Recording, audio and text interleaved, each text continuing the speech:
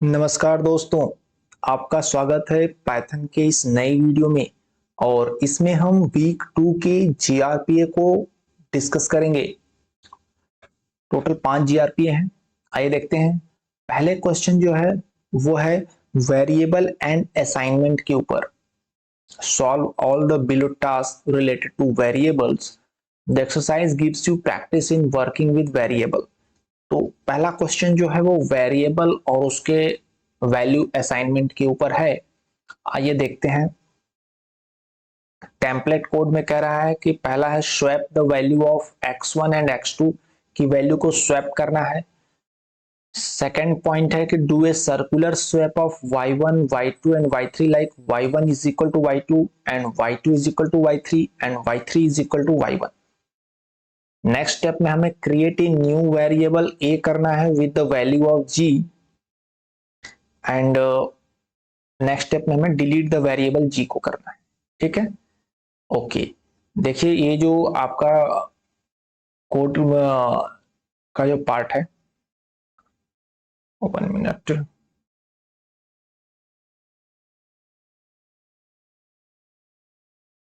तो ये जो शेडेड एरिया में आपके कंट्रोल का पार्ट दिया है, यहाँ पे आपका कुछ नहीं करना है। यहाँ पे आपको ये आपको इनपुट ऑलरेडी इसमें लिखा हुआ है। नेक्स्ट स्टेप में आपको कोड जो टाइप करना है, ये जो व्हाइट पोर्शन दिख रहा है इस एरिया में आपको कोड टाइप करना है। तो देखिए पहला टास्क दिया रहा है जिसमें आपको ऑलरेडी इनपुट लिया जा चुका है x1 x2 y1 y2 and y3 और g का। तो swap the value of x1 and x2। तो आपको पता है, हमने लेक्चर में भी देखा था, x1 and x2 is equal to x2 and x1। ऐसे लिखने से वैल्यू स्वैप हो जाती है, x1 वाली वैल्यू x2 को हो जाती है। हम प्रैक्टिस के लिए चलिए एक बार पाइचार्म पे भी प्रैक्टिस कर लेते हैं, करके देख लेते हैं। ठीक है, ओके। अभी हमने वैल्यू असाइन करते हैं। ओके, हम इनपुट लेते हैं x1 is equal to input. ठीक है, like that x2 is equal to input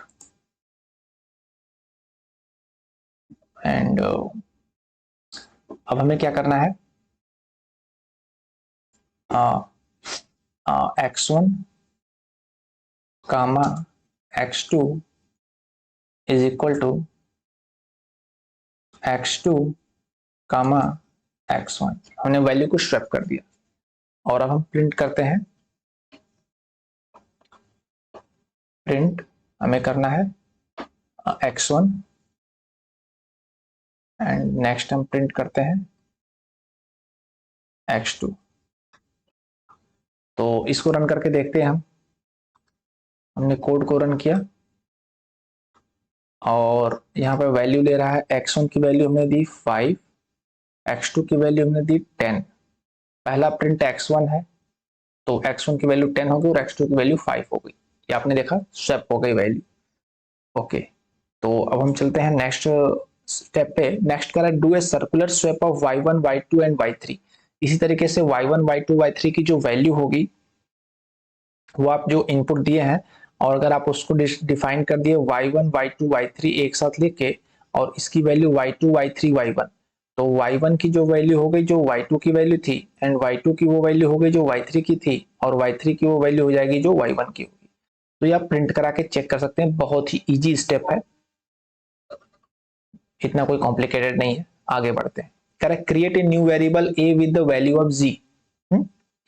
अब a एक वेरिएबल है, create a new variable a with the value of g। अच्छा, हमने g एक इनपुट लिया है, हमारे पास वेरिएबल a नहीं है, तो हमने a is equal to g ऐसे लिख देंगे। तो अब a की जो वैल्यू होगी वो g की जो वैल्यू थी वही हो जाएगी। ठीक है, डिलीट के लिए डेल कमांड होता है, डेल g लिखेंगे तो डिलीट हो जाएगा। ओके, इस तरीके से प्रिंट करने पर ये सब चीजें जो हम ट्राई करेंगे वो आ जाएगा। अब आते हैं GRPA2 पे। GRPA2 जो है वो है स्ट्रिंग स्कैपिंग के बारे में।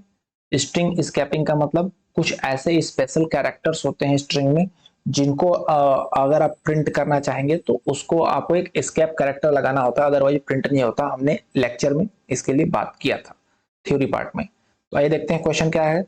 Assign text that are given in the comments as is without the space after the hash to the corresponding variable names in the template. Okay, there are no inputs to this question. You only have to print the things that are given in the comments in each line. Okay, problem type क्या है कि variable out है, hidden suffix और input and output. देखते हैं क्या है। Template दिया हुआ है कि जो कमेंट के बाद जो चीजें लिखी हैं, ए सिंगल कोट, एक सिंगल कोट है, फिर एंड ए डबल कोट, तो इसको हमें प्रिंट करना है इस वेरिएबल के जहां पर आउटपुट 1 के जहां पर हमें ये प्रिंट करना है। सेम लाइन, हैशटैग के बाद जो चीज लिखा है विदाउट स्पेस होना चाहिए। लिखा है ना कि assign text that are given in the comments as is without the space after the hashtag to the corresponding variable names in the template. तो आउटपुट 1 के जहां पर ये होना चाहिए प्रिंट, आउटपुट 2 में ये प्रिंट होना चाहिए। हमें ये चीजें प्रिंट करानी है। और आप जानते हैं जो स्पेशल कैरेक्टर ये है, single quote, double quote and ये forward slash and backward slash, ये प्रिंट नहीं होते हैं। इसके लिए हमें एस्केप कैरेक्टर लगाना पड़ता है। देखते हैं, जैसे हमें प्रिंट करना है a single coat and a double quote, तो इसके लिए हम क्या लिखेंगे, आउटपुट में आना चाहिए a single coat and a double quote. ठीक है, ये पूरे को हम स्ट्रिंग बना सकते हैं। आइए देखते हैं, पाइचाम पे करके देखते हैं। तो यहाँ पे हमने सीधे ले लेते हैं हम प्रिंट कमांड, और हम जानते हैं स्ट्रिंग बनाने के लिए सिंगल कोट या डबल कोट लगाते हैं। फिलहाल के लिए हम चलो डबल कोट ले लेते हैं और हम टाइप करते हैं ए सिंगल कोट, और ये हो जाएगा ये लाइन। कोट की स्पेलिंग सही है ना भाई, QUOTE and a double quote. ठीक है, और QUOTE है ना।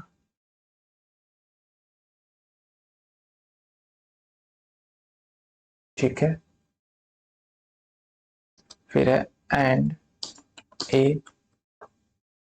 डबल कोट,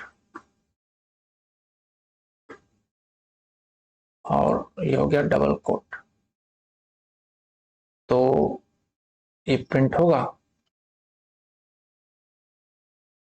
इसको प्रिंट कैसे कराएंगे, डबल कोट के लिए, क्योंकि हमने डबल कोट हम लगाते हैं स्ट्रिंग बनाने के लिए, अगर एक एस्केप कैरेक्टर लगाते हैं जो कि है बैकवर्ड स्लैश, तब ये जाके डबल कोट प्रिंट होगा, अदरवाइज नहीं होगा। एक बार हम रन करके आपको ऐसे दिखाते हैं, फिर हम एस्केप कैरेक्टर के साथ दिखाएंगे। तो हमने स्ट्रिंग बनाया है, अब हम इसको प्रिंट करा के देखते हैं। A single coat and a double quote तो आया, लेकिन डबल कोट के बाद जो ये डबल कोट है वो नहीं आया। ठीक है, तो इसको अगर हमें प्रिंट कराना है तो हमें इसका आगे एक लगाना पड़ेगा बैकवर्ड स्लैश। ओके, अब ये रेड हो गया। रेड का मतलब क्या हो गया, रेड का मतलब ये हो गया कि अब ये नहीं मान रहा है कि ये गड़बड़ हो गया। हमें 2 एरर्स, सिंटैक्स एरर है।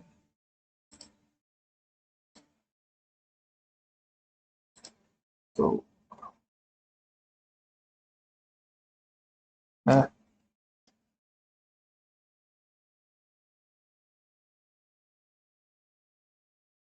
हाँ, वो तो डबल कोट प्रिंट के लिए हो गया, बाकी ये स्ट्रिंग बनाने के लिए डबल कोट हो गया। अब ये देखते हैं, तो देखिए प्रिंट हुए single coat and a double coat.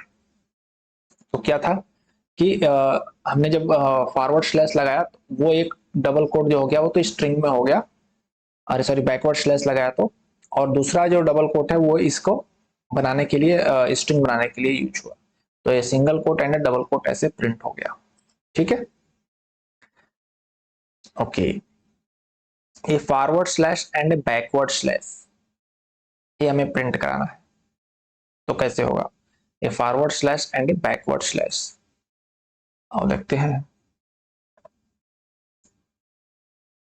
हम एक ये स्ट्रिंग बनाने के लिए लिख लेते हैं ए फॉरवर्ड स्लैश क्या होगा ये एंड ए बैकवर्ड स्लैश जो कि होगा ये। अब ये प्रिंट नहीं होगा, तो अभी हमें इसके लिए एक जो स्केप कैरेक्टर यानी कि बैकवर्ड स्लैश है वो एक और लगाना होगा, यानी कि हमें यहाँ पे 2 लगाना होगा, और अब ये प्रिंट हो जाना चाहिए। देखिए forward slash and backward slash print हो गया। ओके, तो ये स्केप कैरेक्टर आप जानते हैं कि हमें लगाना होता है, जो बैकवर्ड स्लैश होता है वो वो है, उसको स्केप कैरेक्टर बोलते हैं, जो कि होता है ये। तो ये लगाने से क्या है, नेक्स्ट वाली लाइन को, नेक्स्ट वाले इसके बाद जो है उसको प्रिंट कर देता है। 3 single coat and 3 double quote अगर हमें प्रिंट कराना है तो कैसे होगा। देखिए 3 सिंगल कोट, ये तो हमारे स्ट्रिंग बनाने के लिए डबल कोट का यूज हुआ, ये पार्ट और ये पार्ट तो स्ट्रिंग बनाने के लिए। 3 सिंगल कोट हमने लिखा और उसके बीच में 3 सिंगल कोट आ गया, ठीक है, ये तो स्ट्रिंग हो जाएगा। एंड 3 डबल कोट, अब हमें 3 डबल कोट लगाना है तो हमें तीनों के आगे जो है लगाना पड़ेगा बैकवर्ड स्लैश, तब जाके बात बनेगी। आओ देखते हैं करके। पाइचाम पे 3 क्या था, 3 single coat and 3 double coat.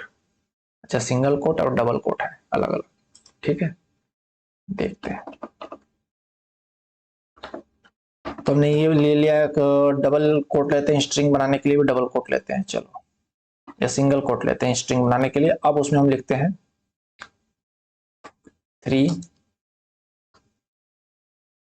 Single quote. अब यहां पर हम 3 सिंगल कोट मेंशन करते हैं, 1 2 3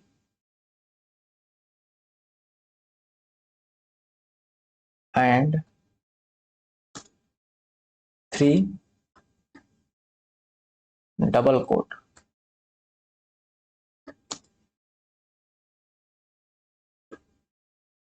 कोट और 3 डबल कोट होगा,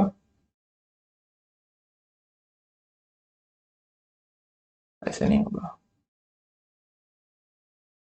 3 डबल कोट हो गया।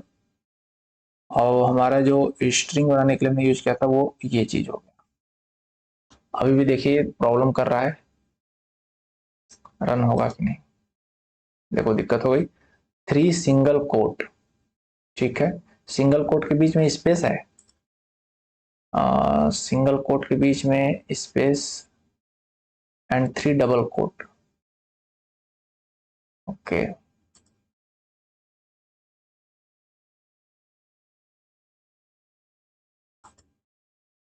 नहीं स्पेस नहीं है, यहाँ भी हमें जो है स्पेस नहीं है, हमें जो है एस्केप कैरेक्टर यूज करना होगा। और वो कहाँ यूज करना होगा हमें पता है, यहाँ पे यूज करना होगा। तो ये होता है ये स्लैश, लेकिन अभी भी बात नहीं बनेगी, हमें हर डबल स्लैश के बाद जो है एक एस्केप कैरेक्टर यूज करना होगा, तब जाके बात बनेगी।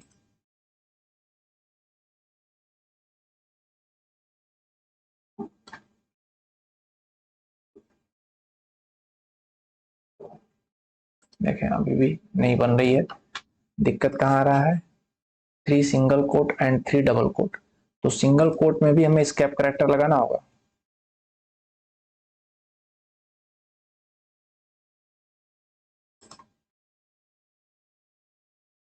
जी हाँ, तो यहाँ पे हमें जो है जो भी स्पेशल कैरेक्टर है ये डबल कोट, इसमें फॉरवर्ड ये बैकवर्ड स्लैश लगाना पड़ेगा, क्योंकि हमें इसको स्केप करना है। तो स्केप कैरेक्टर में ऐड करना पड़ेगा सिंगल कोट के पहले भी, तीनों सिंगल कोट के पहले और तीनों डबल कोट के पहले, तब जाके देखिए प्रिंट होगा 3 single coat and 3 double quote, वो भी एक साथ प्रिंट हुआ है विदाउट एनी स्पेस। और इसको हमने लिखा है इस तरीके से बैकवर्ड स्लैश लगा के। तो ये है, ओके, अगले चलते हैं, नेक्स्ट कोड पे चलते हैं।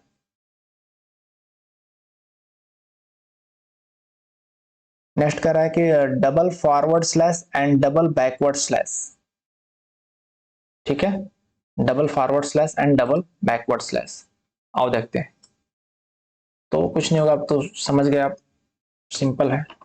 Double forward slash and double backward slash हमने ले लिया, स्ट्रिंग बना लिया डबल कोट से।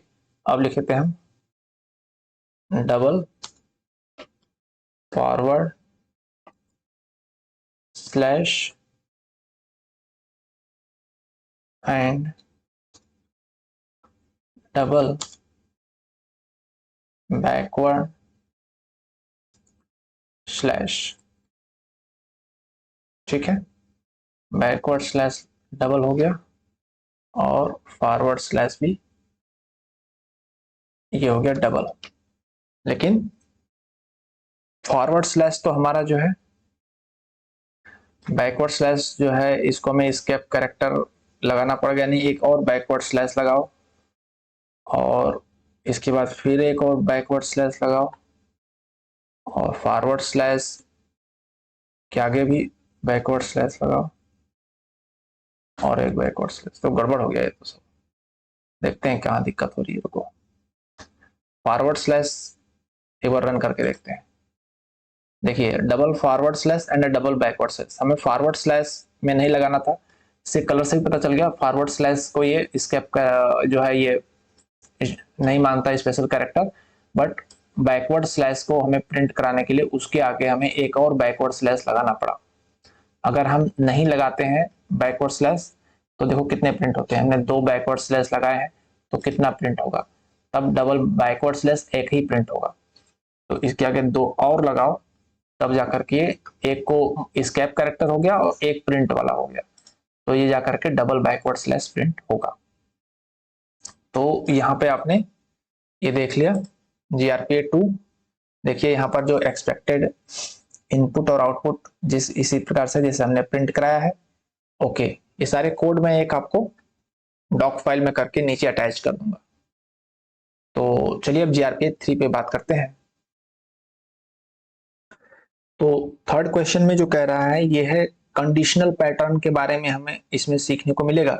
कंडीशनल पैटर्न जो भी आपने पढ़ा था, इफ एल्स, इफ एलिफ, उन सब का इसमें यूज होने वाला है। ओके, कई पार्ट में है। पार्ट 1 में क्या कर रहा है, इफ पैटर्न का यूज है। वर्ड दिया है आपको ग्लो, कंटिन्यूअस टेंस दिया है आपको ट्रू। अच्छा जी, ये सारे इनपुट है, आपको पता होगा जो शेडेड पार्ट में इनपुट है। पार्ट 2 के लिए जो इनपुट है वो एज है 5, इज मेंबर है ट्रू। पार्ट 3 के लिए जो इनपुट है कलर कोड है आर, और लिखा है कि वैलिड वैल्यूज आर आर मतलब रेड, जी मतलब green and B is equal to blue. Time is equal to 2 PM दिया हुआ है जो कि स्ट्रिंग है। फॉर्मेट होगा 2 डिजिट आवर, फिर स्पेस, फिर AM या PM, मतलब 0 to 2 डिजिट का होगा, उसके बाद स्पेस होगा, फिर AM PM होगा। मॉर्निंग जो होगा वो 6 AM से 12 PM including the start and including excluding the end, and point exclude है। आफ्टरनून 12 PM से 6 PM, इवनिंग 6 PM से 12 AM एंड नाइट 12 AM से 6 AM। ये चीज हो गई, ठीक है। अब एंड ऑफ इनपुट है, EOI का मतलब एंड ऑफ इनपुट। अब आते हैं क्वेश्चन पे। पार्ट 1 में कह रहा है बेसिक इफ का यूज है new word is equal to word, do not remove this line. Okay, hashtag remove the ing suffix from the new word if it is there। तो कह रहा है कि टास्क ये हमारा है कि अगर ing सफिक्स है वर्ड में तो हटा दो, नहीं तो मत रहने दो। तो इफ वर्ड का, इफ कंडीशन का यूज होगा if length of word is greater then 3। अगर ing सफिक्स है तो उसका लेंथ जो होगा वो 3 से ज्यादा ही होगा। एंड न्यू वर्ड का देखिए यहाँ पर जो स्लाइसिंग किया है, -3 से लास्ट में ब्लैंक छोड़ा, यानी कि बिल्कुल लास्ट से स्टार्ट होगा अप टू -3 तक जाएगा। अगर वो ing स्ट्रिंग से मैच कर रहा है then new word is equal to हो जाएगा, न्यू वर्ड का स्लाइसिंग कर दिया स्टार्टिंग से लेके -3। अब यहाँ -3 जो पोजीशन है वहां तक नहीं जाता है, क्योंकि आपको पता है जहाँ जो भी हम रेंज लेते हैं वो उससे एक पहले तक जाता है। तो यानी कि लास्ट का ing निकाल करके बाकी करवाए तो सेम चीज प्रिंट हो जाएगी। यहाँ पे न्यू वर्ड जो होगा वो ing रिमूव करके हो जाएगा। एड द सफिक्स ing, अब कह रहा है कि आईएनजी सफिक्स ऐड करो to the new word if continuous tense is true. तो कंटिन्यूअस टेंस जो है ट्रू दिया गया है, या हमें चेक करना है कि अगर वो ट्रू है तो हमें सफिक्स आईएनजी ऐड करना है। तो इफ कंटिन्यूअस टेंस, एक कंडीशन लिखने का मतलब होगा कि इफ कंटिन्यूअस टेंस का मतलब कि अगर continuous tense is equal to true and length of word is not equal to zero. Length of word जो है वो जीरो नहीं है, मतलब कुछ तो लेटर है उसमें। अगर लेंथ ऑफ वर्ड जीरो है इसका मतलब कि लेंथ ऑफ वर्ड है ही नहीं, तब उसमें हम आईएनजी कैसे ऐड करेंगे। तो दोनों कंडीशन होनी चाहिए, कंटिन्यूअस टेंस ट्रू होना चाहिए और length of word is not equal to zero. Then new word is equal to new word plus ING suffix जोड़ देंगे इसमें।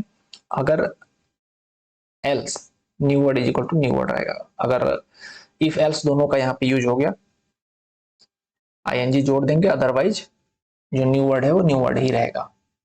ठीक है, नेक्स्ट चलते हैं। पार्ट 2 करा कि इफ एल्स पैटर्न को फिर से यूज किया है इसमें। करा एज ग्रुप एक स्ट्रिंग होगा, शुड बी एडल्ट या child based on the age, assume age greater than और इक्वल टू 18 इज एडल्ट। मतलब 18 साल से लेके ऊपर तक के सब एडल्ट हैं, उसके नीचे चाइल्ड है। तो एज ग्रुप एक नॉन एम्प्टी स्ट्रिंग दिया हुआ है और कह रहा है कि if age is greater than और इक्वल टू 18 तो एज ग्रुप हो जाएगा एडल्ट, एल्स एज ग्रुप हो जाएगा चाइल्ड। तो कह रहा है एप्लीकेंट टाइप जो होगा वो स्ट्रिंग होगा should B age group with the member status like adult member और चाइल्ड नॉन मेंबर। ऐसे मेंबर स्टेटस मतलब लगाना है कि वो मेंबर है तो मेंबर, अगर नॉट मेंबर है तो नॉन मेंबर। तो एप्लीकेंट टाइप जो हो गया वो एक एम्प्टी स्ट्रिंग हो गया। तो कह रहा है इफ एज ग्रुप जो है वो अगर एडल्ट है, देन इफ इज मेंबर अगर ट्रू है देन एप्लीकेंट टाइप हो जाएगा एडल्ट मेंबर। अगर इफ मेंबर ट्रू नहीं है देन एप्लीकेंट टाइप होगा एडल्ट नॉन मेंबर।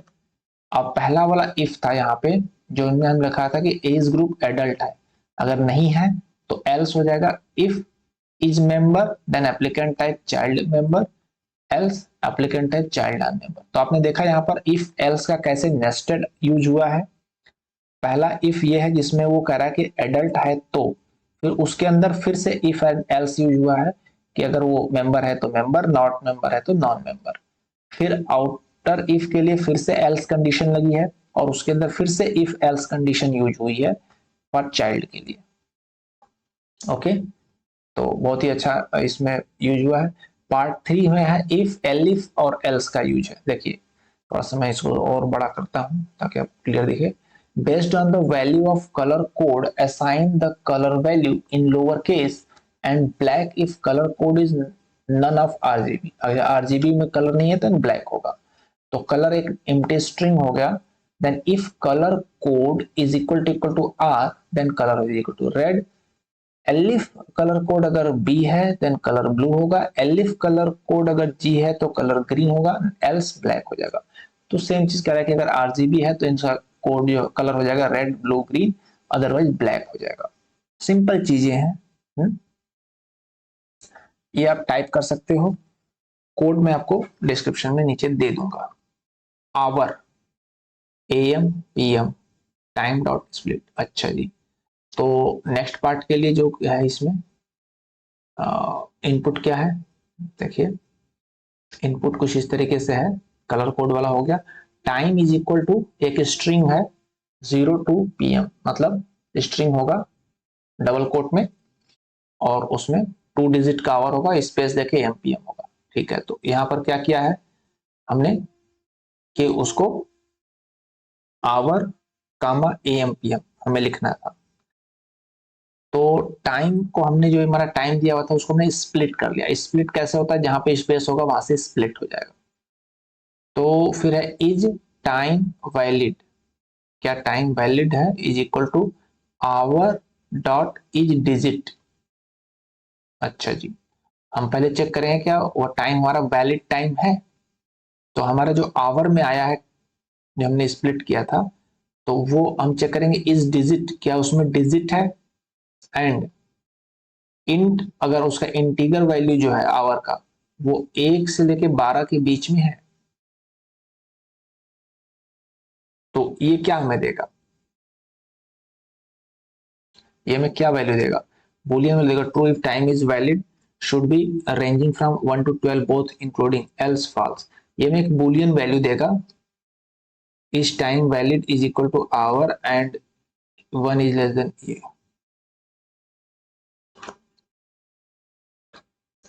तो यहाँ पे ये जो है time in hours is equal to in, sorry यहाँ पे is time valid is equal to hours dot is digit, मतलब जो उसके आवर्स में जहाँ यहाँ पे स्प्लिट किया गया है वो अगर डिजिट है, आवर वाली वैल्यू जो फर्स्ट वैल्यू होगी वो अगर डिजिट है, एंड सेकेंड वैल्यू जो है, सेकेंड वैल्यू नहीं कर रहा है, उसी को आवर को अगर इंटीगर में कन्वर्ट कर दिया, अभी तक यहाँ पर वो स्ट्रिंग था, स्ट्रिंग होते हुए हमने उसको चेक किया कि डिजिट है, अब उसको इंटीगर में क्रिएट कर दिए कन्वर्ट करके, और वो अगर 1 और 12 के बीच में है, तो अगर दोनों चीजें ट्रू होंगी तो ये यहाँ पर बुलियन वैल्यू दोनों दे रहे हैं, अगर दोनों ट्रू होंगे क्योंकि एंड के साथ जुड़ा हुआ है, तो अगर ट्रू होगा if time is valid, otherwise false होगा।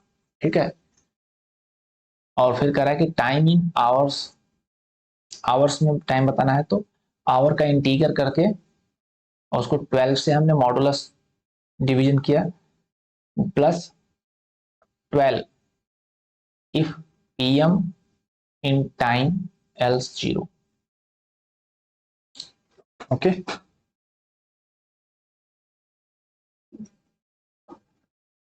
तो क्या हुआ,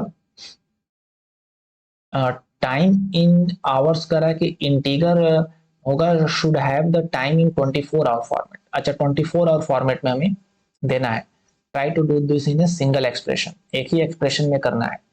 तो क्या कह रहे हैं कि टाइम इन आवर्स में जो हमें देना है, अगर हम 12 से डिवाइड कर देंगे तो मॉडुलस ऑपरेटर, तो ये क्या देगा, मॉडुलस ऑपरेटर क्या देगा, हमें देगा उसका रिमाइंडर देगा। ठीक है, तो यहाँ पे क्या हो रहा है कि हमने पहले हमने लिया है 24 आवर टाइम में लिया है और 12 आवर टाइम में, और उसको हमने 24 आवर टाइम में हमें कन्वर्ट करना है। ठीक है, तो 12 से डिवाइड करने पे रिमाइंडर क्या आएगा, जो टाइम होगा वही आ जाएगा 1 से 12 के बीच में। उसके बाद हम कह रहे हैं कि उसमें हम 12 और जोड़ देंगे, अगर हमें टाइम में पीएम है तो हम 12 और जोड़ देंगे तो 24 आवर फॉर्मेट में हो जाएगा, और पीएम नहीं है तो हम 0 ऐड करेंगे, मतलब वही टाइम रहेगा, तो ये आवर्स में हो जाएगा 24 आवर्स में। ठीक है, इसको करके देखा जाए। अब हम पाईचार्ट पे करके देखते हैं, तो इसको हम टोटल डिलीट करते हैं, और क्या हमारा वेरिएबल है वही लेते हैं। वेरिएबल था हमारा, इनपुट था time is equal to 0 to PM, चलो यही लेते हैं। तो time is equal to string में लेंगे 0 to PM। ठीक है, और PM अभी हम आपको बताएं कौन सा हम चेक कर रहे हैं, हमें ये वाला केस चेक करना है कि आवर और AM PM इसको स्प्लिट करते हैं। चलो आवर और AM PM को हम इसको स्प्लिट करके दिखाते हैं क्या होता है। तो हमने लिखा आवर कामा एक और वेरिएबल लिया हमने AM और PM, सॉरी PM, और इज इक्वल टू हमने इसको टाइम को स्प्लिट किया,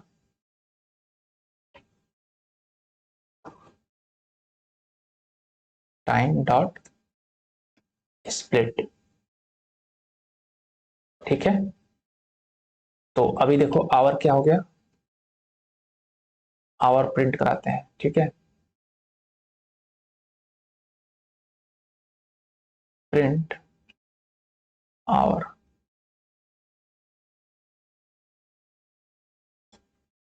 प्रिंट आवर हो गया 2। ठीक है, और AM PM हो जाएगा, उसका AM या PM हो जाएगा। ओके, तो नेक्स्ट आप देखो, इस टाइम वैलिड टाइम है, इसके लिए हमें वो इस डिजिट चेक करेगा, और आवर जो है वो उसका जो इंटीगर वैल्यू है वो 1 से 12 के बीच में होगा, तो ये हो जाएगा। अब टाइम इन आवर्स को हमने कैसे करना है ये वाला चेक कर लेते हैं, 24 आवर फॉर्मेट में कन्वर्ट करना है तो टाइम इन आवर्स, तो ये हो जाएगा टाइम इन आवर्स। ये कैसे किया है आइए देखते हैं। इसको करने के लिए जो है आप पहले आवर्स का जो इंटीजर वैल्यू उसको 12 से मॉडुलस डिवीजन कर लीजिए। ओके, तो इंट ऑफ आवर और इसका हमने मॉडुलस डिवीजन कर लिया 12 के साथ। उसके बाद किया है प्लस, प्लस क्या किया है कि 12 इफ, और इफ के बाद पीएम, अगर पीएम जो है इन पीएम हमारा है टाइम में, टाइम में पीएम है तो एल्स 0, ठीक है, तो वो ऐड करना है।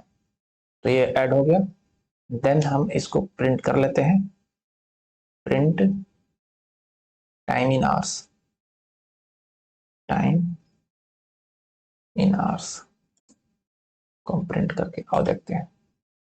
देखो तो 1400 प्रिंट करे, 2 PM को इसने 14 प्रिंट किया, पहले तो 2 प्रिंट हुआ ये वाला, और टाइम इन आवर्स को इसने 14 प्रिंट किया है क्योंकि 2 PM है। तो ये हो गया क्योंकि हमने आवर्स के इंटीजर को 12 से डिवाइड कर लिया और फिर उसमें प्लस कर लगा दिया कि प्लस कर दो 12 अगर PM है टाइम में तो, अदरवाइज 0 इसमें ऐड कर दो। तो इसने 2 प्रिंट कर दिया, ओके 14 प्रिंट कर दिया, ठीक है। आगे देखते हैं, टाइम ऑफ डे स्ट्रिंग है, should have the time of day as morning etcetera, use invalid if not within the acceptable range. Okay, तो टाइम क्या है दिन का वो देखेंगे कि इफ AM इन AM PM में है तो इफ इंट ऑफ आवर जो है 12 है, time of delay day is equal to night, elif अगर 1 से 6 के बीच में है देन टाइम ऑफ डे हो जाएगा नाइट, और 6 से 12 के बीच में है देन टाइम ऑफ डे हो जाएगा morning, else of time of day invalid होगा। एलिफ PM अगर है तो AM PM में PM है तो अगर उसका इंटीजर 12 है देन टाइम ऑफ डे हो जाएगा आफ्टरनून, एलिफ अगर 1 से 6 के बीच में है तो आफ्टरनून, और 6 से 12 के बीच में है तो इवनिंग। तो ये जो रेंज बताया था यहाँ पे उस हिसाब से हमें इसका टाइमिंग प्रिंट करना है कि मॉर्निंग है 6 AM से 12 PM, और एक्सक्लूड करके है, लास्ट वाला पॉइंट एक्सक्लूड करके है, एंड आफ्टरनून है 12 PM से 6 PM, और इवनिंग है 6 PM से 12 AM, और नाइट है 12 AM से 6 AM। तो लास्ट वाला पॉइंट इंक्लूड नहीं है, सिर्फ 6 AM इसमें और 12 AM, तो ये हमें प्रिंट कराना है। तो यहाँ पर कितना इफ एल्स यूज हुआ है वो देखो, इनवैलिड भी प्रिंट कराना है कि करा है कि अगर टाइम ऑफ डे जो होगा वो स्ट्रिंग होगा should have the time of day as morning या आफ्टरनून या evening, and use invalid if not within the acceptable range, अगर रेंज में नहीं है तो उसको इनवैलिड प्रिंट करना है, ओके।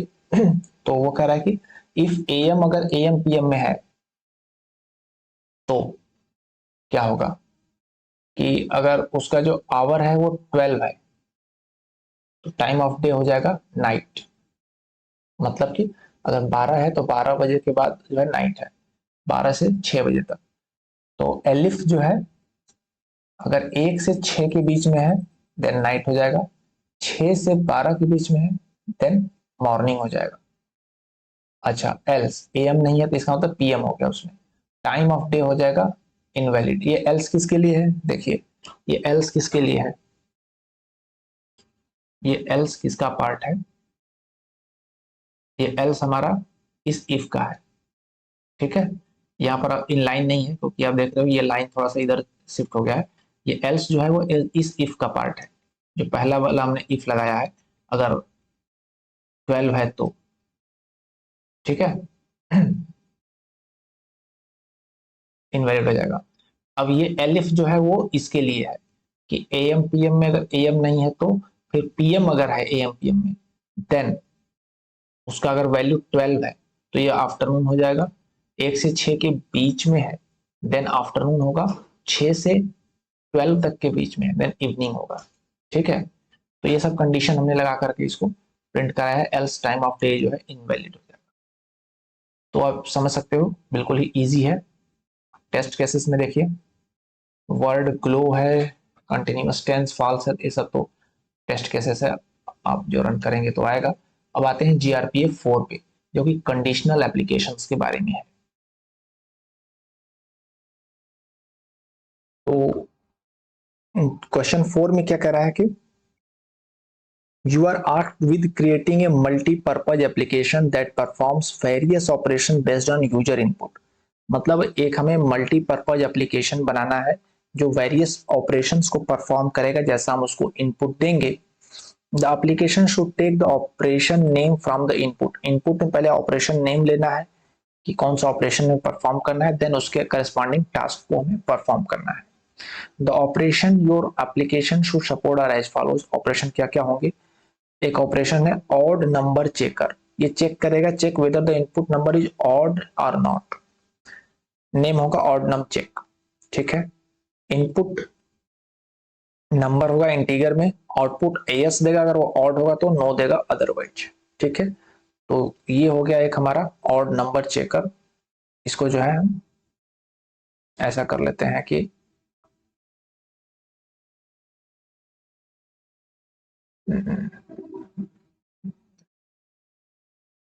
ये हो गया ऑड नंबर चेकर। ठीक है, फिर है perfect square checker, check whether the input number is a perfect square. Name perfect square check, input इसमें इंटीगर होगा, आउटपुट यस देगा अगर वो परफेक्ट स्क्वायर है, नो अदरवाइज। फिर है vowel checker, check if a string has a vowel in it. Name vowel check, input text में string होगा, output yes if the string contains a vowel, otherwise no. Vowel checker एक है, अगर उसमें vowel है तो यस अदरवाइज नो। फिर divisibility checker, check if a number is divisible by 2 और 3। नेम होगा डिविजिबिलिटी चेक, इनपुट में इंटीगर होगा, आउटपुट क्या होगा कि divisible by 2। If the number is divisible by 2 है तो 2 से, डिविजिबल बाय 3 अगर डिविजिबल बाय 3 है तो, डिविजिबल बाय 2 एंड 3 अगर दोनों से है तो 2 and 3। If divisible by both, not divisible by 2 and 3 otherwise. तो इस तरह से डिविजिबिलिटी चेकर हो जाएगा। पैलिंड्रोमिनेटर takes a string and joins it with the same string reversed। जैसे CAL है तो CAL के बाद AC जोड़ देगा तो पैलिंड्रोम हो जाएगा, CAL AC। ठीक है, नेम इसका होगा पैलिंड्रोमिनेटर। फिर है कि इनपुट लेगा टेक्स्ट स्ट्रिंग, आउटपुट हो जाएगा string represent the input string joined and with its reverse, तो ये पैलिंड्रोम हो जाएगा। ठीक है, फिर simple interest calculator with inputs with a higher interest rate if long term.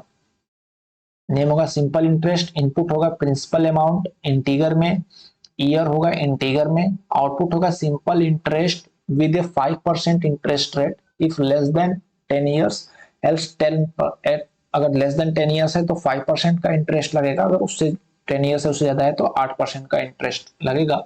Round the result to integer using round function. If the operation name is not any of the above, print invalid operation. अच्छा, invalid operation भी print करना है। ठीक है, ये चीज। तो आइए हम अपने कंसोल पे चलते हैं। यहाँ पे जो है हमने मैथ को इंपोर्ट कर लिया क्योंकि हमें स्क्वायर रूट वगैरह फंक्शन चेक करने हैं। नेम हमने लिया इनपुट में, यहाँ पे हमारा क्या होगा, ऑपरेशन का नेम इनपुट होगा। हमने वेरिएबल y एंड n बनाया है s और no के लिए। इफ नेम जो है ऑड नम चेक है, अगर ऑड नम चेक है तो क्या करेगा, नम इज इक्वल टू, हमने लेंगे एक इनपुट लेंगे इंटीगर, और वो नम अगर 2 से डिवाइड है देन प्रिंट यस ये ऑड है, एल्स प्रिंट नो। ठीक है, अच्छा, एलिफ, एलिफ का मतलब होता है कि ये या फिर ये, अगर ऑड नम चेक नहीं है, अगर परफेक्ट स्क्वायर चेक है देन नम हम फिर लेंगे इनपुट जो इंटीगर होगा, और मैथ फंक्शन का हम यूज करेंगे यहाँ पे मैथ लाइब्रेरी का। अगर वो स्क्वायर रूट उसका जो है, नम का जो स्क्वायर रूट है वो इज इंटीगर। इंटीगर हम समझते हैं क्या होता है, अगर वो इंटीगर है स्क्वायर रूट, देन हम करेंगे कि परफेक्ट स्क्वायर है, print Y, otherwise N. Okay, elif अगर ये भी फंक्शन ऑपरेशन नहीं है, तो ऑपरेशन अगर हमारा वॉवेल चेक है, तो ये क्या चेक करेगा कि दी हुई स्ट्रिंग में वॉवेल है कि नहीं। देन वर्ड हम लेंगे जो कि इनपुट ले लेंगे और स्ट्रिंग होगा, और उसको लोअर केस में कर लेंगे। ठीक है, लोअर केस में कर लिया। अब क्या करेंगे कि if A in word R E in word are I in word और ओ इन वर्ड, पांच यू इन वर्ड, पांच वॉवेल होते हैं, ए यू आई ओ यू, इनको हम एक एक करके चेक कर लेंगे। अगर ये वर्ड में है देन तो प्रिंट यस हो जाएगा, अदरवाइज नो हो जाएगा, क्योंकि मैं यही चेक करना है कि उसमें वॉवेल है या नहीं। अगर ये सारे ऑपरेशन नहीं है, एलिफ अगर हमारा ऑपरेशन है डिविजिबिलिटी चेक का, तो कैसे होगा। तो नम हमने एक इंटीगर लिया इनपुट में, अगर वो 6 से डिवाइड है, यानी कि 2 एंड 3 अगर दोनों से डिवाइड होगा तो 6 से डिवाइड होगा। तो अगर num reminder modulus operator 6 is equal to 0 है, देन प्रिंट करेगा डिविजिबल बाय 2 एंड 3। अगर ये नहीं होता है देन एलिफ अगर 2 से डिविजिबल है then print divisible by 2, elif 3 से डिविजिबल है देन डिविजिबल बाय 3, एल्स अगर इन सब में से नहीं है then print not divisible by 2 and 3। ये प्रिंट हो जाएगा। ये सारे कोड मैं आपको दे दूंगा नीचे डॉक में। Elif name simple interest, simple interest के लिए कैसे होगा कि प्रिंसिपल अमाउंट हमने लेना है इनपुट, ईयर लेना है इनपुट में। अब रेट होगा इसका 0.05, इफ नंबर ऑफ ईयर जो है वो 10 से छोटा है, एल्स 0.08 हो जाएगा अगर 10 या उससे बड़ा है तो ईयर, जो कि उसमें दिया था कि अगर ईयर जो है 10 साल एंड एबव है तो इंटरेस्ट रेट 8% होगा, अदरवाइज 5% होगा। तो रेट हो गया, तो इंटरेस्ट क्या हो जाएगा, principal amount into number of year into rate, ये हमारा इंटरेस्ट हो गया। इसको राउंड फंक्शन कर देना है, मैथ्स में राउंड फंक्शन है, उसके हिसाब से बोला था कि राउंड अप करना है, देन प्रिंट कर देंगे इंटरेस्ट को। ऊपर बोला था ना कि राउंड अप करना है यूजिंग राउंड फंक्शन के द्वारा, round the result to integer के राउंड फंक्शन हमें यूज करना है, इसलिए हमने मैथ लाइब्रेरी को इंपोर्ट किया था यहाँ पे मैथ फंक्शन को। अब आता है पैलिंड्रोमिनेटर, वर्ड हो गया हमारा इनपुट, हमने स्ट्रिंग ले लिया। अब रिवर्स वर्ड बनाएंगे कैसे, देखिए वर्ड का हमने लास्ट से स्टार्ट शुरू से स्टार्ट किया है, लेंथ ऑफ वर्ड जो है -1,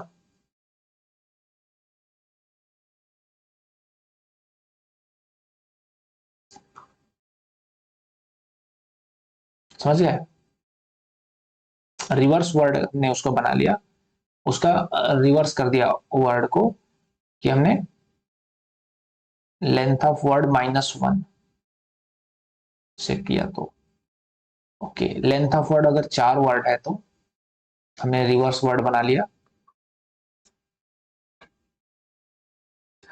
तो यहाँ पे क्या हो रहा है, reverse word is equal to word का जो स्लाइसिंग करके लास्ट वाला करेक्टर हटा दे रहा है। जैसे हमारे करेक्टर में अगर CAL है तो ये क्या कर दे रहा है कि इसमें 3 लेटर है, अब इसी स्लाइसिंग कर रहे हैं वर्ड का, कुछ नहीं लिखा है यानी 0 है से लेके इसमें लेंथ 3 है तो इसको 2 तक, 2 तक का मतलब ये हो गया कि 0 और 1 यानी कि C और A, तो यानी कि ये चीज हट गया इसमें से, समझ गया। तो लास्ट वाला लेटर को इसमें से रिमूव कर दे रहा है ये चीज। उसके बाद प्रिंट कर रहे हैं हम वर्ड जो हमारा है, वर्ड प्लस रिवर्स वर्ड, लेकिन रिवर्स वर्ड की कैसे ऐड कर रहे हैं, ये स्लैश स्लैश -1 यानी रिवर्स ऑर्डर में हम उसको ले रहे हैं और उसको ऐड कर रहे हैं। देन अगर इन सब में से ऑपरेशन कोई नहीं है देन प्रिंट हो जाएगा इनवैलिड ऑपरेशन, समझ गए। तो ये वाला मैं आपको एक पैलेंड्रोम वाला करके दिखाता हूँ, बाकी चीजें तो आप समझ गए होंगे, इजी है। बाकी सारे फंक्शन ये इजी है, यस नो वाले और नंबर चेकर और perfect square checker, vowel checker और डिविजिबिलिटी चेकर तो सब इजी है। प्रिंसिपल इंटरेस्ट भी सिर्फ मैथ फंक्शन है, राउंड करके आ जाएगा। पैलिंड्रोमिनेटर वाला मैं आपको एक बार इस पे करके दिखाता हूँ। तो ये कुछ ऐसा कह रहा है, देखो मैं अपने हिसाब से यहाँ पर वेरिएबल ले लेता हूँ थोड़ा इजी रहने के लिए। तो वेरिएबल का नेम हम रख लेते हैं ए, और ए का हमने यहाँ पर डिफाइन ही कर देते हैं, क्या है स्ट्रिंग, हम इसको बना लेते हैं क्या बना लेते हैं, एक कोई इजी नाम ले लेते हैं सी ए सी ए टी जी, ठीक है। चलो सी ए टी जी हो गया, एक हमारी स्ट्रिंग हो गया। अब हमें इसका रिवर्स वर्ड बनाना है, तो हमने रिवर्स ए एक हमने वेरिएबल लिया, और इसको हम क्या करेंगे, हमने स्लाइसिंग किया जो लास्ट का हटा दिया है। तो ये हमारा हो गया ए का, कहाँ से लिया है, 0 से लेके लेंथ ऑफ ए और -1, ये हमने उसकी स्लाइसिंग कर दी, हमने लास्ट वाला जी हटा दिया, ठीक है। ओके, अब हमें प्रिंट करा देना है। प्रिंट प्रिंट हमने कराएंगे वर्ड हमारा ए प्लस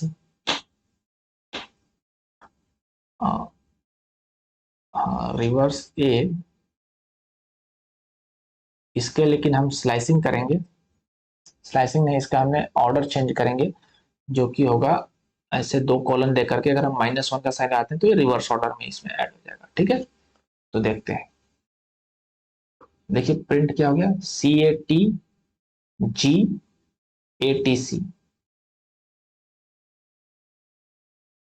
CATG के बाद TAC आ गया, TAC तो रिवर्स ऑर्डर में हो गया, देख रहे हैं आप।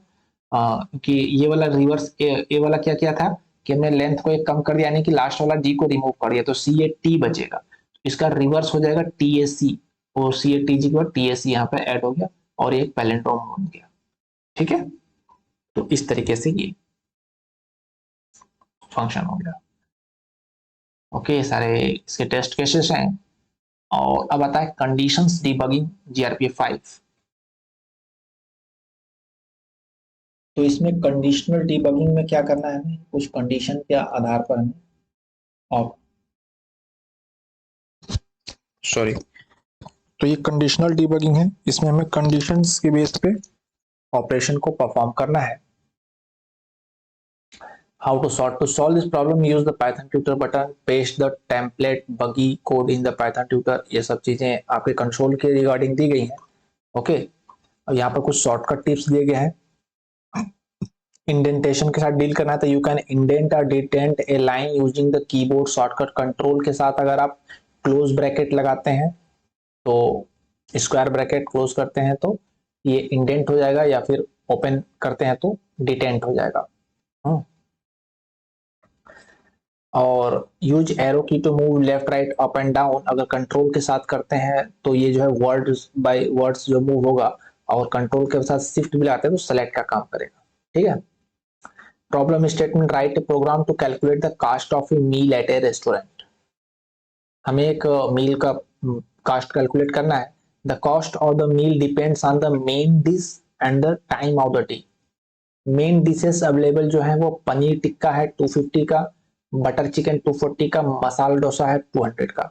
एडिशनल डिस्काउंट, अगर 15% डिस्काउंट है मील पे, अगर वो लंच टाइम पे ऑर्डर होता है मील, यानी कि 12 PM से 3 PM के बीच में।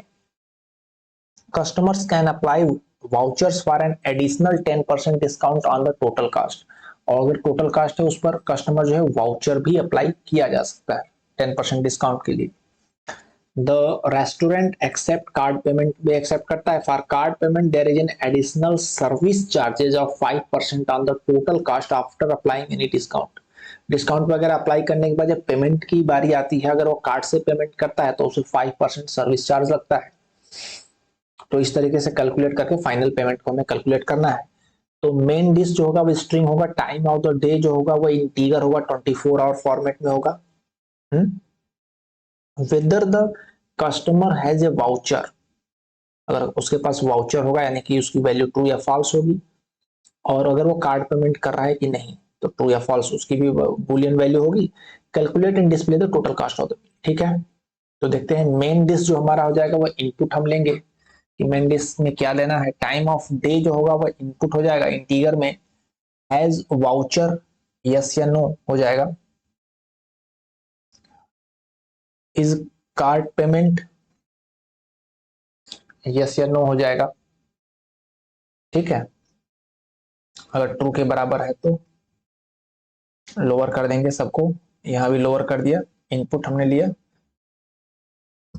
Dot strip dot lower. If main dish is equal to paneer tikka, cost is equal to 250। Elif main dish अगर बटर चिकन है तो 240। एलिफ मेन डिश अगर मसाला डोसा है तो 200। एल्स अगर हमने इसमें से कोई भी मेन डिश में नहीं किया है देन क्या करेंगे, print invalid main dish, exit कर लेंगे। इनवैलिड मेन डिश है तो यहाँ से प्रोग्राम एग्जिट हो जाएगा। अगर ये सब हो गया तो if time of day 24 hours में है तो greater than or equal to 12 है, and time of day less than or equal to 15 है, यानी कि 12 PM से 3 PM के बीच का है। देन टोटल कास्ट जो हो जाएगा उस पर 15% का डिस्काउंट है, यानी कि 1 माइनस 0.15, यानी कि 0.85 से हम 85% हम कॉस्ट का कैलकुलेट करेंगे, 15% डिस्काउंट दे देंगे। एल्स टोटल कॉस्ट जो होगा वो कॉस्ट हो जाएगा। ठीक है। इफ हैज वाउचर, अगर हैज वाउचर है उसका ट्रू है, वाउचर है उसके पास, देन टोटल कॉस्ट क्या हो जाएगा, उस पर 10% का डिस्काउंट है तो टोटल कॉस्ट जो हो जाएगा, टोटल कॉस्ट का 0.9 ले लेंगे। यहाँ पर फंक्शन यूज किया गया है मल्टीप्लीकेशन इक्वल टू लगा के, total cost equal to total cost multiply 0.9 हो जाएगा। उसके बाद ये तो हो गया वाउचर है तो डिस्काउंट हो गया। फिर इफ इज कार्ड पेमेंट, अगर वो कार्ड पेमेंट कर रहा है देन सर्विस चार्ज कैलकुलेट करेंगे 5% इनटू टोटल कॉस्ट, और टोटल कॉस्ट हो जाएगा प्लस सर्विस चार्ज, और प्रिंट कर देंगे टोटल कॉस्ट, और पॉइंट के बाद उसको 2 प्लेस तक लेंगे 0.02 F। ये एक हमारा फॉर्मेटिंग स्पेसिफायर है जो कि हमने देखा था लेक्चर में थ्योरी पार्ट। तो इस तरीके से टोटल कॉस्ट को पॉइंट के 2 डिजिट तक, पॉइंट के बाद 2 डिजिट तक हम प्रिंट करेंगे। देखते हैं कि टेस्ट केसेस हैं तो सिंपल केसेस हैं हमारे ख्याल से। ये मैंने कोड लिखा है सब कुछ सबके समझ में आ गया, बाई चांस करके दिखाने की जरूरत नहीं है। बाकी मैं कोड आपको ये दे दूंगा नीचे, आप देख लेना और यूज करना। यहाँ पे ये GRPA खत्म होता है। थैंक यू मेरे साथ बने रहने के लिए। अब वीडियो पसंद आए तो लाइक करें इसको और शेयर करें दूसरों के साथ। अगली वीडियो जल्दी आएगी।